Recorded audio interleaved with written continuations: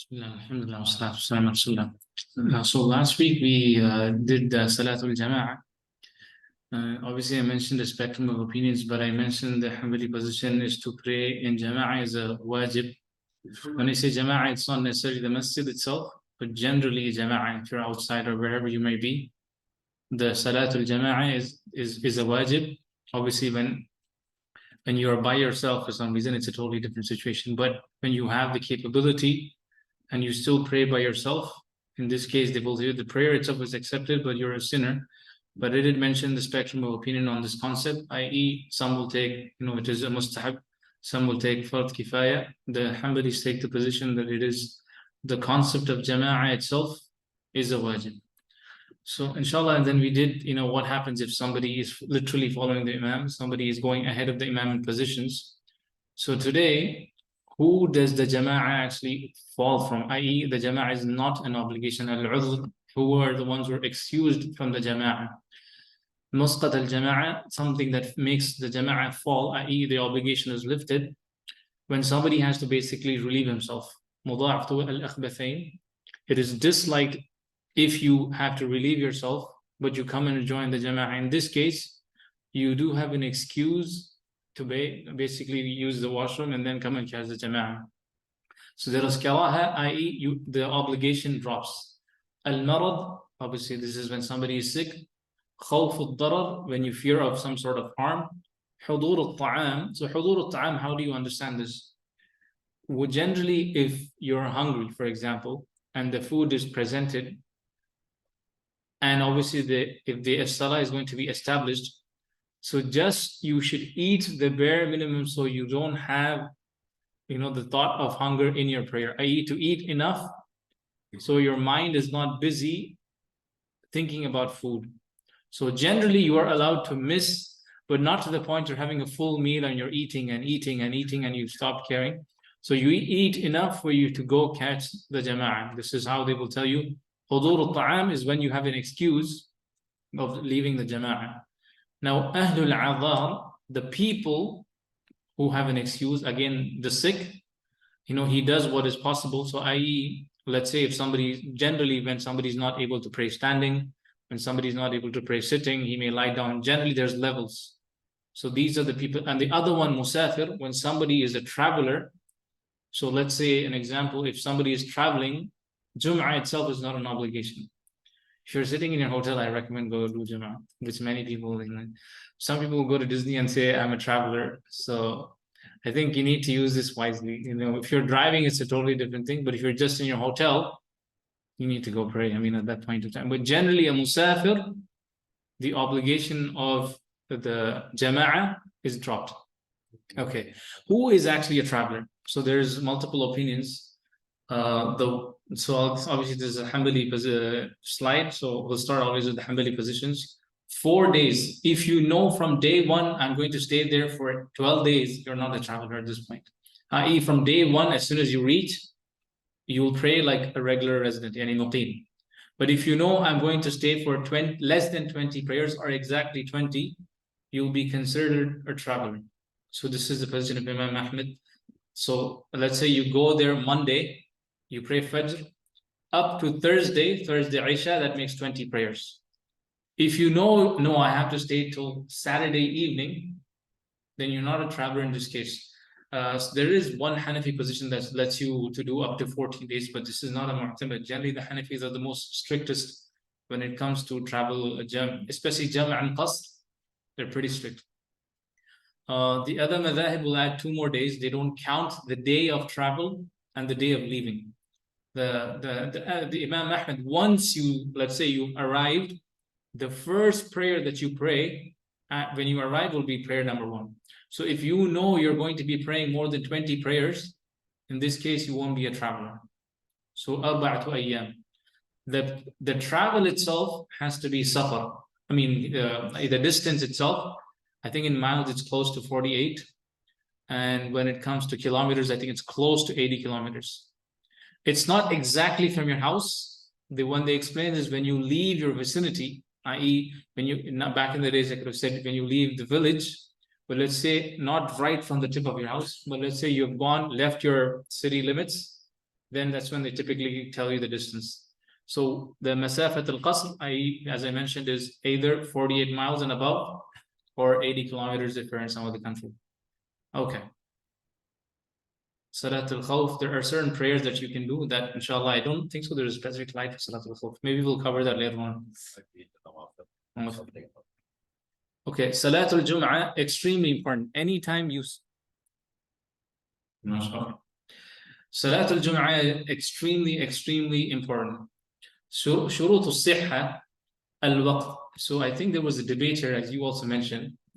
So generally, the madhahib, except for Imam Ahmed, have a position once it's Salat al-Dhuhr, the time for Jum'ah enters. Imam Ahmed's position from the time of Duha all the way to Asr, i.e., this is almost like Salat al-Eid's time. Now there's ikhtilaf among the Sahaba itself. As a community, is it wise for you to push an opinion? You need to ask the people of knowledge, but I'm just giving you what the positions are in the madhab today.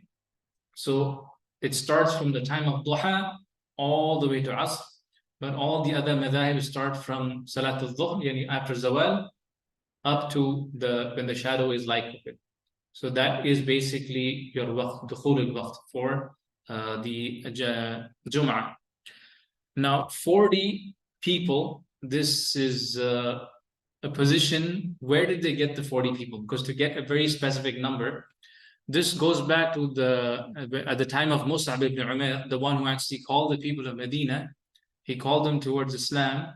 And when he wrote, one of the first people to establish Jum'ah was actually not the Prophet ﷺ. It was Mus'ab ibn Umair, and he had 40 people. So from this, the Hanbalis took a position, the least you need to have is 40. Even the Shafi'i position is 40. The Maliki have 12. The Hanafis are the most lenient, 3. So that is generally, Jama'ah means you need 3 people.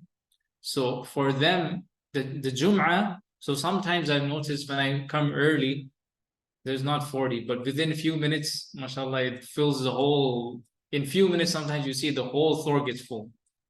Now I know an Imam actually told me he was waiting for 40 people, so he just sat down until it filled the floor. But this is one of the positions, and this is based off what you will say a hadith, an incident. It is not a statement of the Prophet ﷺ. This is not something the Prophet ﷺ had mentioned, or it is not something they asked, nothing. It was an incident, so obviously it is not a direct command or an action of the Prophet ﷺ. Al-khutbatan qabla. So this is again shurut, Hanaf will allow 1 khutbah. What do I mean by 2 khutbahs? You will see the Imam, he's saying, when he starts, Inna alhamdulillah nahmadu, and then after that he sits down, right? Typically he's done with the first khutbah, and then again he says, alhamdulillah, this is 2 khutbahs basically. So this is one of the shurut of sihha of Jum'ah. There was somebody here who didn't do it. Generally, this is something any person who decides to go on the minbar has to study this. As I mentioned, any time you take upon yourself a responsibility, that knowledge becomes an obligation. So if you decide to go give the khutbah, you need to know the rulings of Jum'ah, i.e. if this person is going to go and give the khutbah himself. So 2 khutbahs is one, the Hanafis are a little lenient. That is when they are okay with 1. But even so, when all the ikhtilafat people argue about, even within the madhab, you will see that they complete all of the conditions. Even if what they call as bayan, they will always start with praising Allah subhanahu wa ta'ala. They will mention the ayah of taqwa, and they will sit down, their first khutbah. And you'll see him standing up again, and he will mention same thing. So he fulfills all the shurut. The ikhtilaf is sometimes in the understanding. What is the ikhtilaf? We'll cover now. So shurut al-wujub. So what is the individual, the obligation upon the individual? Dhukuriya, only male can give the khutbah. A free person, hurriya, a settled resident. Al-istitan, i.e. a traveler, generally should not be giving. I know here it's like I said, few conditions. This is one of them. You do have sometimes an imam who's a traveler who's giving the khutbah. So this one there is some flexibility on this one. But hurriya, I think in our day and time it doesn't apply. Male, this is agreed upon. At least one of the things he should start with, Inna alhamdulillah, and to praise Allah subhanahu wa ta'ala. We'll cover that. Sunan, which most of you inshallah wa ta'ala will do. Ightisal, to make ghusl, is again a recommended act. Some will take the position of wajib, but it's generally a recommended act. I know one of the scholars, even if they tell you, let's say the scholars who took the position, it's at wajib, they will tell you his salah itself is accepted, but he's sinning. The ones who take the position, it's wajib. But the position of the mu'tamad of the Hanbalis is it's a recommended act. To arrive early, i.e. before the imam goes and says assalamu alaikum, that is to come early. Rawatib ba'diyya 2 to 6, i.e. when you're done with Jum'ah, how many rak'ahs is sunnah after Jum'ah? Anywhere from 2 to 6. Tajammul, beautifying yourself and perfuming yourself. Qira'atu Surah Al-Kahf, reciting Surah Al-Kahf. Ad-danu min al-imam, to pray close to the imam. Qira'at al-Jum'ah wal-munafiqun, this is for the imam to recite. Obviously, I think many people don't really do this. But one of the, and Surah Al-A'la and Ghashiyah, that I think many people do. So Qira'at al-Jum'ah and Munafiqun is one of the recommended things that you can do in this thing. So whenever you have a khatib, make sure he does 2 khutbas. There's leniency on the 40. And obviously this is again an ikhtilaf. When does the time enter? If you want to have everybody on the same page, Salat al-Dhuhr all the way to Asr. Asr, make sure we finish it before the non-Hanafi time, just to make sure you accommodate the whole community and we avoid the ikhtilaf. Okay, the next part, what is the arkan of Jum'ah? That means, now I mentioned, we argue about, oh, why does this person do Jum'ah this way? If you even pay attention to the one who you differ with, he still fulfills the conditions, i.e. when he starts the pillar, what is the first thing everybody has to do? Inna alhamdulillah, or he praises Allah subhanahu wa ta'ala, say alhamdulillah, like to praise Allah subhanahu wa ta'ala. The second thing he has to do in the khutbah is to send salutations upon the Prophet sallallahu alaihi wasallam. You'll always hear him say sallallahu alaihi wasallam, or you say ya ayyuhalladhina amanu sallu alayhi sallimu taslima, or you believe, send salutations upon the Prophet sallallahu alaihi wasallam. Qira'atul ayah, he has to at least mention one ayah, ya ayyuhalladhina amanu ittaqullaha haqqa tuqatih. Again, a shart, an arkan, sorry. Wasiyya bi taqwallah, to advise them to be mindful or fearful of Allah subhanahu wa ta'ala. So this is the arkan. And we just finished the shurut, the niyyah, the waqf, and okay. This part, the Hanbalis and the reason why you have most of the Hanafis, if you see them, they call it bayan when they talk in English, and then they only talk in Arabic. The shurut for them, even for the Hanbalis, the mu'tamad, the relied position is to give the khutbah completely in Arabic. So that's why you will hear him talking in English. But when he starts praising Allah subhanahu wa ta'ala, when he starts the khutbah itself, not a word in English. If you guys will pay attention. So this is why, because their shart is it has to be only in Arabic. This is also the shart of the Hanbalis, the early Hanbalis. The mu'tamad of the Imam Ahmad is also to give only in Arabic. Today, many of the modern scholars, they're a little bit flexible on this one shart. Al-jahr bil-qadr is to make sure that the people can hear. Today we have mic, so that condition really doesn't apply. كون الخطيب ممن تصح الإمامة. So this is in a very important condition.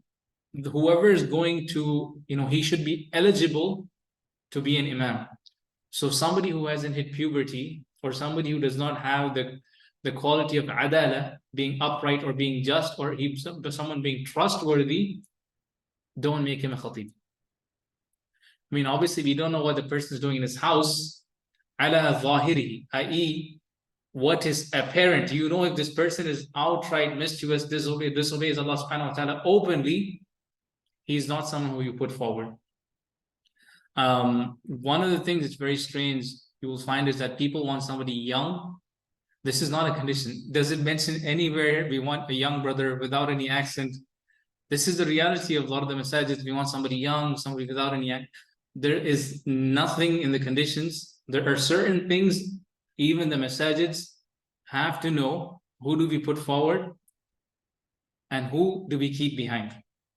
And whoever is going to keep the khutbah, he has to fulfill these conditions. Alhamdulillah, salat ala nabi, qiraatul ayah, and wasiyah of taqwa Allah subhanahu wa ta'ala.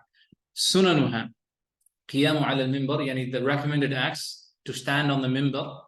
Al-tahara, the khutbah itself, you can give, don't ever do this, but the khutbah itself, you can give without wudu. As-salam ala nas, if you've seen, the Imam usually comes and says, As-salam alaikum. So if he forgets, okay, he missed the recommended act. Al-i'timad ala shay, some of the, if you've seen, I think in NBAC they do this, they have a stick to lean on something, is one of the sunnahs. Taqsiruha, there's a hadith that actually talks about it. From the fiqh of a person is to shorten the prayer and elongate the qira'ah. So the sunnah is to shorten the khutbah and to elongate the prayer. This one can be very, because the only time you get to give any nasiha in our day and time is this Jum'ah. So if I give that for 5 minutes, that's all we get. But like I said, the sunnah itself, generally, you want to keep it. Because I had a funny episode at my workplace. The brother gave a very short khutbah, and people have the habit of showing up late. Oh, they missed it? They showed up and it's all over already. No, the hadith itself is very straightforward. It's from the fiqh of a person that he keeps the khutbah short and the prayer long. But today, most people do the opposite. One question on the timing of this. So, for example, in this masjid, the third one, especially you mentioned in the winter time, it does get past pretty the time of Dhuhr from the Shafi'i and really? yes. Oh, subhanAllah. So, and if not, it's extremely close. It gets very close. It's very. So, what do you do? You have to advise the admin on this one. But the reality is, generally, I'm not telling them in general. Most masajids have not studied the concept of Jum'ah's ruling. This is just the reality. But like I said, any person who takes a position of power and he's responsible for certain things, that knowledge becomes an obligation. If he is the one choosing the khatib and he doesn't know the rulings of khutbah, he should not be the one selecting the khatib. I mean, think about it. How many people write, okay, can you give the khutbah today? If you ask the brother, have you studied the rulings of Jum'ah? There's a good chance you'll get a no. So any person who's responsible for choosing the khatib, that knowledge becomes an obligation. As I mentioned last time, if you're going to go for Hajj, then the knowledge of the rulings of Hajj becomes an obligation. If you're going to go for fasting, you need to, obviously, all of us fast, so you need to make sure you know the rulings of fasting. So in this case, let's say if you generally follow the timing that comes early. Yep. But can you make an exception in this case to follow the Hanafi Masjid to have the delay? I mean, would I do it myself? No. Because the majority are you like to pray early. They don't. This is a position of the Ahnaf. Then you're missing out the whole community, and you stick to one position, right? And you want to make sure you stay on the safe side when you deal with a large community. Whenever you deal with a large crowd, you want to choose always the safer position. So if I come and say, let's pray Jum'ah at 10 o'clock, would these be acceptable to the community at large? You will just be like, no. So usually when you deal with a huge community, you want to be on the safe side. So in that case, there is no issues. It is something I have noticed that myself, and I must have told even one of the brothers, but we need to change the time. And they wait usually for 1 or 2 weeks, and then it becomes a little bit easy. So the problem here is they can't push it further a while because people object. Now they push it the other side, so it goes the other end, so you're stuck. The only way out of this is if they keep the Jum'ah like 20 minutes every Jum'ah. But I've seen most people, mashallah, they like to give long khutbahs. Okay, the last part, the last three, I would say. Al-julus ila faragh al-adhan wa bayn al-khutbatayn. So when somebody gives the adhan, it is from the sunnah to sit down and sunnah to sit between the two khutbahs. So if the person just stands, if he just says, أقول قولي هذا أستغفر لي ولكم وسائر المؤمنين من كل ذنب فاستغفروا إنه غفور رحيم. He doesn't sit. And then again he says, Alhamdulillah wa salatu wa salam ala Rasulillah. He's fulfilled the shurut, yani the arkan, I mean, he's fulfilled the pillars of the khutbah, because sitting itself is a recommended act, but to break the khutbah into two is generally the pillar. So if he sits, alhamdulillah, he's fulfilled the recommended act. Ad-du'a lil-muslimin, Allahumma maghfir lil-mu'minina wal-mu'minat wal-muslimina wal-muslimat. This is one. And istiqbal al-nas, to face the people, is again, is from the sunnah. So if you are a pure Hanbali, what's the bare minimum you need to have to start Jum'ah? Let's see who is listening. If you're a Hanbali, let's say if you're a Hanbali, how many people do you need to start Jum'ah? 40. Do you have to have tahara to give khutbah? No. Jayyid. What about facing the Qibla? Which is the Sunnah? Is it facing the Qibla or facing the people? Yes. Jayyid. How many sunnah you have to pray before and after? So for the Jum'ah, it's usually after, unless you're going to read Tahiyyat al-Masjid, then it's a different. Usually the Jum'ah is after. For Dhuhr, it's different, but for Jum'ah, it's after. Yes. How many? 4, 2, So there's 2 to 6. 2, 2. To 6. So you can pray 2 after Jum'ah. 2 first. And 2 before? 2 before is unless you're praying like Dhuhr is what, but there's no narration itself that talks about particularly about 2 before Jum'ah. You can pray Tahiyyatul Masjid. Yes, 4 before. I'm not sure if this is a Hanafi position. I can check. Someone out there always taught 4. This may be a Hanafi position. This may be a Hanafi. Yeah, the hadith of Rasulullah when one of the Sahabi came and he sat down. Rasulullah told him to Stand up and give the khutbah, right? yes. So that is the truth. That is the so I know when you can do Tahiyyatul Masjid. Yeah. So that they know that is one of the positions. It's recommended to pray Tahiyyatul Masjid as soon as you enter. But this is talking about, they call this rawatib. Rawatib is like a confirmed sunnah of the Prophet ﷺ for a particular prayer itself. This I can check maybe next week, inshallah. Yes. What about the hadith where you enter the masjid and then you pray what is right? You keep praying till Jummah starts. That's fine. So is that not considered? It's a nawafil. So you can pray how much ever you want. Just don't pray in the prohibited times. You can pray like, let's say from duha all the way to dhuhr, except when it's straight up zawal, like when it's exactly muntasib al-nahar, that's when you stop, because that's prohibited time. But in our mosque, nobody follow prohibited time.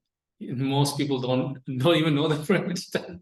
No, wait a minute. The plaque shows. Okay, so we don't like care you about- stated for the clarification, right? Right, there's a lot of 12:30. Yeah, so if you come in, you enter the masjid, even if it is the prohibited time, you're allowed to pray the Tahiyatul Masjid. This is the ikhtilaf in this one. This is a very, very specific situation. We have a whole thing. Okay. Inshallah, prohibited time will cover it. Same thing, like if you're sitting down and it's prohibited time and you're reading the Quran and you have Ayatul Sajda. So that one, it goes back to the understanding, is that tilawatul sajda, is it a salah or is it just a sajda? There's ikhtilaf on that one. There are certain conditions, mashallah, you guys like to go into ikhtilaf. No, because I asked the Imam, because this happens often. And he says this sajda Is this not rule considered. does not apply. So this is somebody who takes a position, it's not part of it's not salah itself. Yeah. But if you're talking about, let's say, salah itself, when you, let's say you come in and it's prohibited, by prohibited time is a very, very short span. Yeah, so it's, let's say for zawal, it's a short span. And then for ghurub al-shams, when it's close to sunset, when it's close to sunrise, those are like the more stricter ones. We'll cover that in detail, inshallah. So the preference here You can is miss if Asr, you, for example, but you should. yeah, that's for sure, yeah, right? But so the preference here is if you are in those times, even if it's Tahiyatul Masjid, don't pray. I mean, me personally, I don't pray. I just wait for the time to go by. Let's say if it's zawal and you need to pray Salatul Janazah, they will typically tell you wait. So Janazah has a higher preference, but they still tell you to wait. So that's why sometimes, but Janazah you can pray right after Salatul Asr. Typically, Salatul Asr to Ghurub al-Shams is prohibited time, but there's some leniency. But when it's close to sunset, it's more strict. That's exactly when it, because there's all of this based off of narrations. I don't want to go into every single one. When it's just about to like sunrise time, that's when they're very strict. Those situations. We'll cover that, inshallah. Yes. Let's say it's between Asr and Sun. Can you make two rak'at with istighfar or istikhara or like So Tahiyyat al-Masjid, I think there may be some leniency, but usually from Asr, from once you prayed Asr up to the sunset, they're a little strict. Except for a few things like Janazah or some of those things, they get lenient. But if it's close to sunset, then they're extremely strict on this one. you enter the masjid right before Maghrib time, you just sit down. Tahiyyat, if it is right before Ghurub al-Shams, don't pray. So we're gonna cover that, but it does come into what's considered, comes under the Muqayyad, yes. restricted time. There So is that- two divisions among fine those. Diving, that's not from. One, there is some leniency, and one is like more strict. When it's just about to sunset or just about to sunrise, they're more strict. We'll cover that inshallah. Should I do one more slide? Let me just see. Otherwise, I think it's a lot already for you guys. Maybe.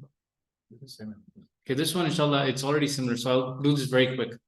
Salatul Eid. Salatul Eid is furud kifaya for the Hanbalis. Like I said, some scholars, I think you would ask, some scholars will tell you it's sunnah. So the Hanbalis take the position it's fard kifaya.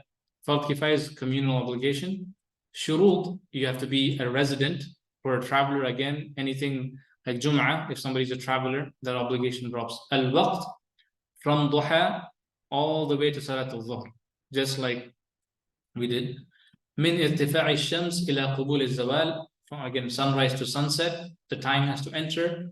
Arba'in, just like Jum'ah, this is strictly a Hanbali position. 40. Not sunset, zenith. Sorry, Zenith. Zenith is just, yeah, my bad. Sunan, okay, if it is Eid al-Fitr, the sunnah is to eat before you go. For Eid al-Adhiyah, in that case, what you will do is the sunnah is to eat from your meat. I doubt many of you guys are. It takes almost the whole day. I've tried it. Al-Iqtisal wa Tajammul, again, beautifying and wearing perfume. As-Sahra al-Qariba is to pray in the desert, in an open desert. So in our case, gardens or parks might be the only option. At-Takbir wal-Mash ilayha, to make Allah Akbar, Allah Akbar while you're actually going to the salawat, or if you're driving, from the sunnah is to make takbirat going and coming back. Qira'atul a'la wal ghashiyah, this is in the salat, to recite a'la and ghashiyah. Khutbatan ba'da, some scholars will tell you only one khutbah. The mu'tamad of the Hanbalis is one khutbah, two khutbahs. If the person does one, it's fine. It's still a sunnah and not a rukn. For Jum'ah, two khutbah is a rukn. Salatul Eid, so a lot of scholars say they only give one khutbah. I'm not sure if you guys have paid. Takbirat al-Zawaid. So here this is the last one, inshallah, we'll finish. One of the brothers did not do the Takbirat al-Zawaid, i.e. he just said Allahu Akbar and he started reciting Fatiha. Is the salah valid? Why? Exactly. If he says Alhamdulillah when he starts reciting, are you going to tell him Allah, Subhanallah, Subhanallah, Subhanallah? Just let it go. Because he has gone into a rukn. Once you enter into a rukn, there's no going back to sunnah. Because rukn has a higher priority. So let's say you did not recite tashahhud al-awwal, the first tashahhud, and you've stood up completely and you've recited Surah Al-Fatiha, then you will just continue. Let's just say another wild example. If you only did one sajda and you got up completely and you started reciting, Alhamdulillah, you started reciting, that raka'ah before becomes invalid. Now this one that you started will be your first, for example. Because once you move to the next pillar, you can't go back. As soon as somebody says Alhamdulillah, he started a pillar, don't correct him at that point. Just move on. Because if you cannot go back to a sunnah, then you've already gone into a rukn. Keep that in mind, inshallah. So if the imam stands up and he has not started, so if you stand up completely, that's a rukn. that's it. Qiyam. Once he stand up straight, once he's up straight, that's a rukn. He's gone into a rukn also. But if he is halfway, you can remind him and he can sit down also. But he'll make sajda in the end. Once he's up, remember he's gone into a rukn also. Okay, the last one is mukhalafat al-tariq. If you come one way, change your path to another one. This is a long details of. Maybe I need to make a video on some of these. One small question. Yes. When you are coming back from journey and you reach at home, you pray safar or you pray full namaz. When you come back, I didn't understand. We are coming back from journey. Okay. We reach at home. Once you reach home, at that point you're not a traveler. You do it either while you're in the journey or while you were at your place where you were visiting. That's when you would typically, but once you're back home, you're a muqim at that point, you've reached home. Then you have to say full. You'll pray fully, completely. So you mean the time has already started Yeah. while you were on journey, but by the time you got home, there was still time left in the salah. Yeah, so it's better that if let's just say you're not in the distance of the traveler anymore, at that point of time you'll pray full. So one of the conditions is the traveling distance has to be maintained for you to be shortening the prayer. So once you enter and you know, all right, this is 20 miles from here, there's no shortening. The distance is one of the conditions you need to have for you to pray qasr. Yes. Ikhtilaf on the exact distance. No, the ikhtilaf on the fact that once you reach close enough, you don't no longer travel. Because from what I heard, is that you're still a traveler even if you're right outside the city. But once you enter the city, This is one of the positions I think Sheikh Uthaymeen or even Dr. Hatim has this position, even if you're within the vicinity. Some of the scholars take the position that you are still a traveler if you have your toothbrush with you, or this is a big like you can write thesis on this topic, but at least I'll give you one. But no, there are many scholars who the position don't focus on the distance. If you're not at home, you're at a hotel, you have your toothbrush, they'll give you scenarios, then you'll be considered a traveler. But to be safe, you can at least take the distance as one of your conditions. Yes, there is ikhtilaf. One other question, in terms of combining them while you are traveling. Yes. So that is from the Sunnah as well, right? Okay. Qasr is Sunnah, Jam' is Ibaha. Shortening the prayer, if you pray Dhuhr, if you pray 2, is Sunnah. The Hanafis are very strict. There's no shortening except Hajj. Okay, so let's say you're non-Hanafi. The only time you can, the Jam' and you're praying Dhuhr and Asr together, this is permissible. The Sunnah is to shorten the prayer, i.e. you just pray 2 rak'ah Dhuhr and then that's it. No combining. Combining. Combining is an Ibah, it's permissible for you to do it. Probably share the one that did combine prayer. Oh, it's a big, okay, inshallah, maybe, I think that comes later on. No, we don't have this, we had to generate something separate. Oh, really? Oh, yeah. Okay, yeah, we have that one. Maybe we can share that next class. That one's, but generally speaking, the Sunnah, they will always tell you, when it comes to qasr, yani shortening the Sunnah, Jam', even for matar, remember when you were talking about this? Jam' is more like Ibah. It's permissible. So I encourage or discourage. Yeah, it's just permissible. Yes.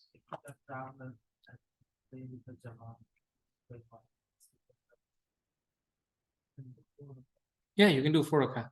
That you have to. Yeah. Because you have to follow the Imam. You have You to kept follow them. silent in the last 2 rak'ah. If you're going to pray, With Imam, yeah. what we can do in last 2 rak'ah. If you're no, when you're praying with the Imam, follow the Imam completely. There are some scholars who I won't extend this for too long. Some people, I'm not sure if you've noticed this, they do this a lot in the Gulf countries. Some of the brothers, what they will do is when they're a traveler and they want to pray with the Imam also, they will pray the 2 rak'ah and tashahhud, they won't get up after tashahhud. So they will let the Imam finish the 3rd, the 4th, and then when the Imam comes to the 4th, the 2nd tashahhud, when he gives salam, they give salam with the Imam. This is, like I said, some more opinions are only famous in certain reasons. Don't do this one. Pray with the Imam. The Imam is being made to follow. So inshallah, when you're with an Imam, pray with the Imam. So, subhanakallah wa bihamdik. Ashhadu an la ilaha illa anta astaghfiruka. Jazakumullah khair. جزاكم الله خير. السلام عليكم.